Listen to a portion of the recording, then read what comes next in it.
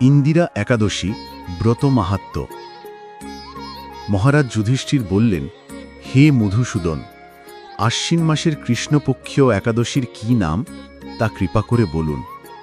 শ্রীকৃষ্ণ বললেন, হে রাজন, আশ্বিন মাসের একাদশী ইন্দিরা নামে পরিচিত। এই ব্রত প্রভাবে মহাপাপ বিনষ্ট হয়, এমনকি কর্মবিপাকে যারা নিম্নজনী লাভ করেছেন সেই পূর্বপুরুষদেরও উত্তম গতি লাভ হয়। এই একাদশীর মাহাত্ম্য শোনা মাত্রই সামবেদীয় যজ্ঞফল প্রাপ্ত হওয়া যায়। হে রাজন, মাহিষ্মতি নগরে ইন্দ্রসেন নামে এক প্রসিদ্ধ রাজা ছিলেন। ধর্মবিধি অনুসারে রাজ্য পালনে তিনি বিশেষ খ্যাতিসম্পন্ন ছিলেন। তার বিপুল ধনসম্পত্তি ছিল। পুত্রপৌত্রাদি সহ তিনি সুখে রাজ্য পরিচালনা করতেন। বিষ্ণু ভক্তিপরায়ণ সেই রাজা নিরন্তর শ্রী গোবিন্দ নাম গানে মগ্ন থাকতেন। একদিন রাজা সুখে রাজসভায় বসে আছেন। এমন সময় দেবর্ষি নারদ স্বর্গ থেকে সেখানে এলেন। তাকে দর্শন করে রাজা হাত জোড় করে উঠে দাঁড়ালেন। দণ্ডবৎ প্রণাম করে মুনিকে আসন, পাদ্য, অর্ঘ্য আদি ষোড়শোপচারে পূজা নিবেদন করলেন। তারপর বললেন, হে মুনিবর, আপনার দর্শনমাত্র আমার যাবতীয় যজ্ঞ ফল লাভ হয়েছে। এখন আপনার আগমনের কারণ জানিয়ে আমাকে কৃতার্থ করুন। দেবর্ষি নারদ বললেন, হে রাজন, অতি বিস্ময়কর এক কথা শ্রবণ করুন। আমি একসময় যমলোকে গিয়েছিলাম।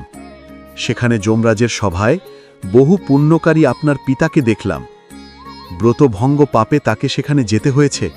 হে রাজন, আপনার পিতা যে সংবাদ প্রেরণ করেছেন আমি এখন তা আপনাকে বলছি। তিনি বললেন, হে ঋষিবর, মাহিষ্মতির ইন্দ্রসেন রাজা আমার পুত্র। তাকে বলবেন যে আমি বহু পুণ্য অনুষ্ঠান করলেও কোনো কারণবশত জমালয়ে আসতে বাধ্য হয়েছি। আপনি কৃপা করে তাকে সর্বপাপনাশক ইন্দিরা একাদশী ব্রত পালন করতে বলবেন।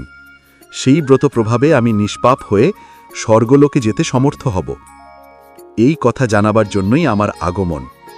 হে রাজন, আপনার পিতার মঙ্গল বিধানে আপনি যথাবিধি ইন্দিরা ব্রত পালন করুন। রাজা জিজ্ঞাসা করলেন, হে দেবর্ষি, সেই ইন্দিরা ব্রতের বিধি কি? কোন তিথি বা কোন পক্ষে এই একাদশী ব্রত করা কর্তব্য তা কৃপা করে আমাকে বলুন। দেবর্ষি উত্তর দিলেন, হে মহারাজ, আশ্বিন মাসের কৃষ্ণপক্ষে দশমীর দিন শ্রদ্ধা সহকারে প্রাতঃস্নান করবেন, মধ্যাহ্নে ভক্তিভাবাপন্ন হয়ে পুনরায় স্নান করবেন এবং রাত্রিকালে ভূমিতে শয়ন করবেন। পরদিন একাদশীতে প্রাতকৃত্যাদি সমাপন করে নিরাহারে থাকবেন। ব্রতের নিয়মাবলী দৃঢ়ভাবে পালন করবেন। হে পুণ্ডরীকাক্ষ, হে অচ্যুত, এ শরণাগতের প্রতি কৃপা করুন।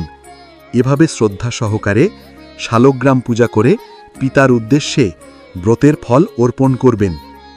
দ্বাদশীর দিন সকালে ভক্তিভরে শ্রী গোবিন্দের পূজা করে ব্রাহ্মণ ভোজন করিয়ে অবশেষে নিজে মহাপ্রসাদ গ্রহণ করবেন।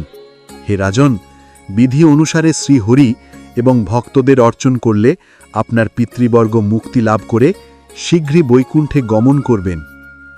রাজাকে এই উপদেশ দিয়ে দেবর্ষি নারদ প্রস্থান করলেন।